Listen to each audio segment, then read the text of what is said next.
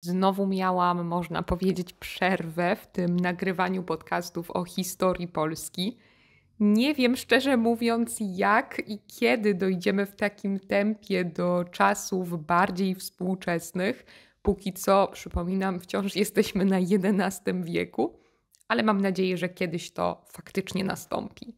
Moim marzeniem jest kiedyś zobaczyć całą playlistę na moim kanale, w której widnieją odcinki o historii Polski, więc jeśli słucha tego ktoś z przyszłości, to mam nadzieję, że może już taką playlistę podziwiać na moim kanale.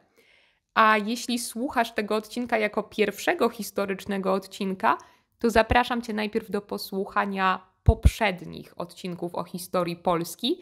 Na moim kanale jest ich dopiero 3, będzie więcej, ale dobrze jest zacząć od początku, jeśli oczywiście masz taką ochotę. Wtedy będziesz mieć faktycznie taką ciągłość tego, co działo się w Polsce od początku do teraz, do tego XI wieku. Będzie ich więcej, tych odcinków o historii, ale czas tak szybko mija, że nie wiem, jak się to dzieje. Przed chwilą na przykład były święta, teraz już po świątecznych dekoracjach, choinkach nie pozostało praktycznie ani śladu, ale tak to już jest. A może jesteś tu w ogóle po raz pierwszy, a ja tylko gadam i nawet się jeszcze nie przedstawiłam, co jest bardzo niegrzeczne z mojej strony. Mam na imię Ania i jestem nauczycielką języka polskiego jako obcego, a słuchasz właśnie Płynnie po polsku, kanału na YouTubie i podcastu również przeznaczonego dla osób, które uczą się języka polskiego. Ten podcast publikuję na różnych platformach, na których możesz słuchać podcastów,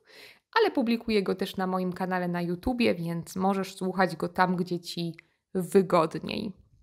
Jeśli jesteś zainteresowana otrzymaniem też transkrypcji i dodatkowych materiałów do tego podcastu, to zapraszam Cię na mojego Patreona, gdzie to wszystko publikuję.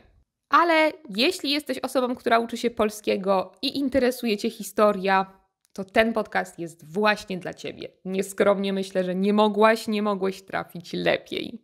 Tak jak wspomniałam wcześniej, opublikowałam już 3 podcasty o historii Polski, więc jeszcze raz zachęcam Cię do wysłuchania ich przed tym odcinkiem, bo teraz będę już kontynuować to, co ostatnio mówiłam, nie będę już się do tego wracać. Wciąż jesteśmy na początku tej polskiej historii. Ostatnio zatrzymaliśmy się na roku 1034. A dlaczego akurat na tym roku? Już to tłumaczę.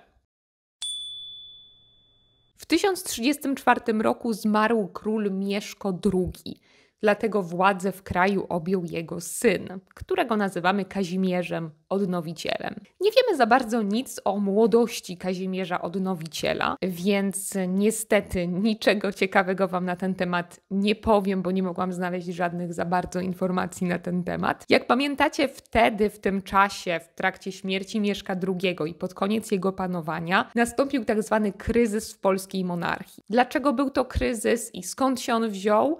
To już odsyłam Was do poprzedniego odcinka podcastu, w którym wszystko tłumaczę, jeśli chcecie poznać odpowiedź na to pytanie. W każdym razie to, co musicie zapamiętać dzisiaj, to fakt, że Polska była bardzo osłabiona po śmierci Mieszka II.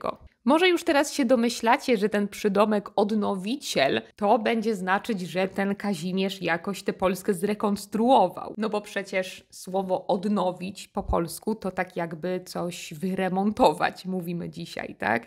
Możemy odnowić nasze mieszkanie na przykład, czyli może nie zrobić generalny remont, ale jakoś je ulepszyć, odnowić. Początki panowania Kazimierza były jednak bardzo trudne. Był wygnany z kraju. Wygnany, czyli zmuszony do wyjazdu. Więc pojechał na Węgry najpierw, a potem do Niemiec. W tym czasie w Polsce panowała zupełna anarchia. Kraj był bardzo osłabiony. W różnych regionach wybuchały bunty. Na przykład w Wielkopolsce wybuchł taki bunt ludności, która zaczęła zmieniać swoje wierzenia na te przedchrześcijańskie i całą tę sytuację w kraju wykorzystał niestety książę czeski. Książę czeski najechał w tym samym czasie na Śląsk. Śląsk zdobył, a potem udał się do Wielkopolski. Musicie pamiętać, że Wielkopolska to było wtedy tak jakby centrum Polski, bo to w Gnieźnie była stolica Polski, to tam były te wszystkie kosztowności zebrane i tam było arcybiskupstwo, więc tak jakby centrum polskiego kościoła. Niestety niedługo skończy się ta epoka Wielkopolski, ponieważ tak jak mówiłam, książę czeski zdecydował się też tam wyruszyć i w tej Wielkopolsce z łatwością zdobył Poznań, Gniezno, czyli te najważniejsze miasta Wielkopolski, które wtedy były najważniejsze. I zupełnie zrabował te miasta. Zrabował, czyli ukradł wszystkie cenne przedmioty, wszystkie kosztowności, wywiózł z Gniezna, wywiózł je z Wielkopolski, co stanowiło naprawdę poważny cios dla polskiej korony. Podobno czeski książę zdobył również Kraków, więc zajął też Małopolskę. Więc te trzy regiony, te trzy ziemie, Wielkopolska, Śląsk i Małopolska, były w rękach księcia czeskiego. Na Mazowszu, na Pomorzu tak samo władzę przejął ktoś inny. Więc możecie się domyślać, że kiedy Kazimierz w końcu wrócił do krajów, prawdopodobnie było to mniej więcej w 1039 albo w 1040 roku, to miał bardzo, bardzo utrudnioną sytuację w Polsce. Państwo było nawet zbyt osłabione, żeby mógł działać sam. Otrzymał jednak pomoc od cesarza niemieckiego, który jeszcze nie był cesarzem, ale wkrótce się nim stanie. I wraz z jego pomocą militarną mógł wrócić do Polski i spróbować odbić tę ziemię. Udało mu się to, więc jest to ta dobra informacja. Kazimierz zdobył z powrotem Małopolskę. Czeski książę jeszcze zachował sobie na trochę Śląsk, ale Kazimierz odzyskał go na szczęście 10 lat później, więc na Śląsk musiał trochę poczekać. W 1047 roku zdobył też Mazowsze, zdobył Pomorze Gdańskie. Udało mu się to zrobić z pomocą swojego szwagra, Jarosława Mądrego. Był to książę ruski, więc poza tym, że książę miał wsparcie od strony cesarstwa, to zawarł też sojusz z Rusią. A co to znaczy, że Jarosław Mądry był jego szwagrem? Przypomnienie trochę słownictwa o rodzinie. To znaczy, że Kazimierz ożenił się z jego siostrą. Więc siostra Jarosława Mądrego to była żona Kazimierza.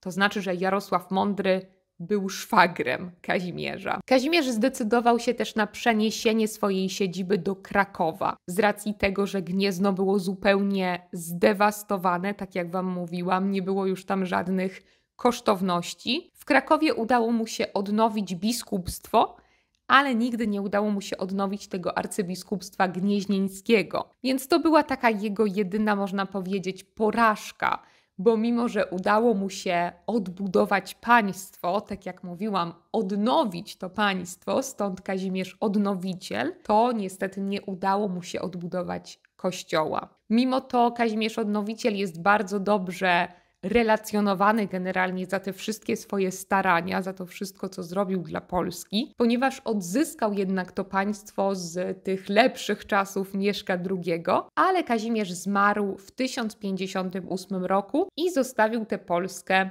swoim synom, a dokładniej jednemu, najstarszemu synowi, Bolesławowi. Bolesław to też bardzo barwna postać w historii Polski. Nazywamy go Bolesławem Śmiałym albo Bolesławem Szczodrym. I to jest też dosyć ciekawa historia tego przydomka. Podobno Bolesław Śmiały, śmiały to znaczy taki, który się nie boi, odważny, wojowniczy. Podobno ten przydomek Śmiały, to znaczy ta nazwa, pojawiała się w kronikach jako jego epitet, czyli przymiotnik. Kronikarze nazywali go tak, bo Bolesław faktycznie miał taki charakter wojowniczy. Jednak pojawiał się też przydomek Szczodry. Przez wiele lat i dzisiaj też często go tak nazywamy, ale są teorie, które mówią, że to słowo szczodry było napisane w kronikach jako żart, jako ironia. Szczodry to znaczy hojny, taki, który daje wszystko, taki, który oddaje swoje bogactwa. Więc podobno było to napisane jako ironia, ale że trudno zrozumieć się może to poczucie humoru XII wieku, to dzisiaj jeszcze cały czas często nazywamy go Bolesławem Szczodrym i tak naprawdę dzisiejsi historycy, przynajmniej z tego co widziałam, ale oczywiście nie jestem ekspertem w tej sprawie, wciąż nie mają pewności co do tego, czy było to prawdziwe, czy jednak był to żart. Jeśli słucha mnie jakiś historyk, to dajcie znać, co o tym myślicie i jak to faktycznie w historii jest i jaki jest konflikt między historykami w tej sprawie. Celem Bolesława było umocnienie Polski. Chciał umocnić ją na arenie międzynarodowej, chciał prowadzić aktywną politykę zagraniczną i faktycznie taką prowadził, bo sporo ingerował w losy innych państw. Został nawet koronowany w 1076 roku. To, czego nie mógł zrobić jego ojciec, udało się Bolesławowi. Dlaczego został koronowany, to też jest dosyć ciekawe.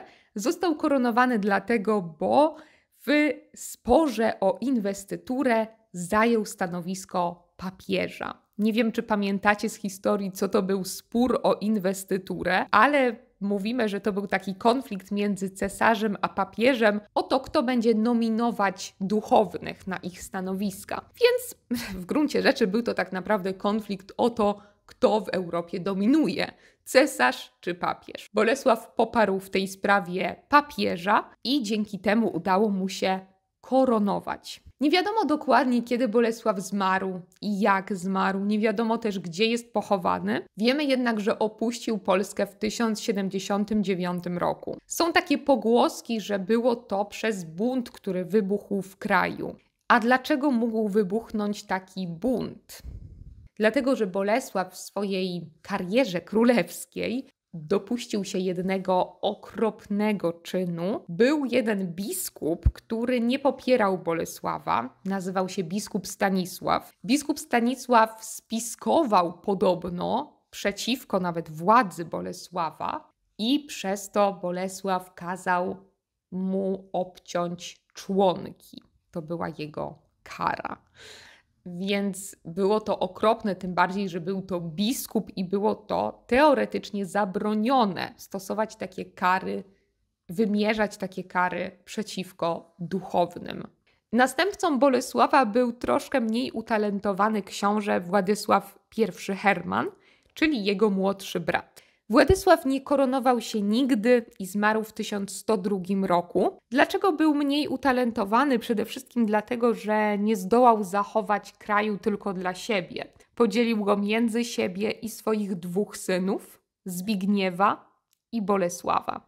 Ale o tym, jak wyglądały relacje między tymi synami i kim był Zbigniew i Bolesław, synowie Władysława Hermana, opowiem już w kolejnym podcaście z tej serii historii Polski, bo były to też bardzo interesujące postacie i to, co działo się później. Jedna rzecz, którą zrobił Bolesław pod koniec swojego życia, tak naprawdę zdecydowała później o losach Polski na wiele, wiele lat. Ale o tym wszystkim niedługo. To taki na razie tylko wstęp, początek tego, co będzie się działo dalej. Ale pamiętajcie, że ciąg dalszy nastąpi. Tak jak wiecie, jeszcze nie jestem pewna kiedy, ale na pewno kiedyś nastąpi. Bardzo, bardzo dziękuję Wam za wysłuchanie tego podcastu do końca. Mam nadzieję, że Wam się on podobał. Mam nadzieję, że lubicie tę serię podcastów o historii Polski. Dajcie mi znać, czy znaliście wcześniej te postaci, o których dzisiaj mówiłam i czy macie jakieś może pytania, albo może czy jesteście bardziej wyedukowani, jeśli chodzi o historię niż ja i możecie coś dopowiedzieć na te tematy. Jestem bardzo, bardzo ciekawa Waszych reakcji, Waszych komentarzy, więc dajcie mi znać tutaj na YouTubie albo na Patreonie, jeśli jesteście moimi patronami. Tak jak mówiłam, na Patreonie publikuję też transkrypcję tego podcastu oraz ćwiczenia. Ćwiczenia zwykle nie jest ich dużo, ale zwykle są i na słownictwo, i trochę na gramatykę. Publikuję też poza tym coś dodatkowego zawsze, chociaż raz w tygodniu, więc koniecznie zajrzyjcie na mojego Patreona. Pamiętajcie, że możecie tam wypróbować opcję korzystania z Patreona przez 7 dni za darmo. Więc dzięki temu możecie zobaczyć, czy Wam się to podoba, czy nie i zrezygnować po 7 dniach bez problemu. Dlatego bardzo Was zachęcam. Tworzymy już naprawdę bardzo fajną społeczność, więc zapraszam. Mamy spotkania grupowe, mamy grupę na WhatsAppie i dzieje się naprawdę sporo. Mam nadzieję, że będzie się działo jeszcze więcej. A przy okazji oczywiście bardzo dziękuję tym wszystkim osobom, które mnie wspierają na Patreonie. Jest to naprawdę bardzo duże wsparcie dla mnie.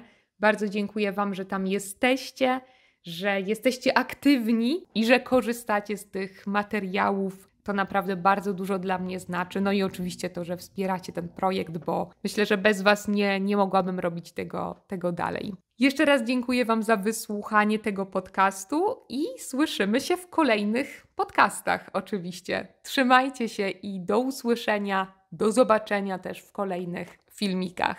Pa, pa!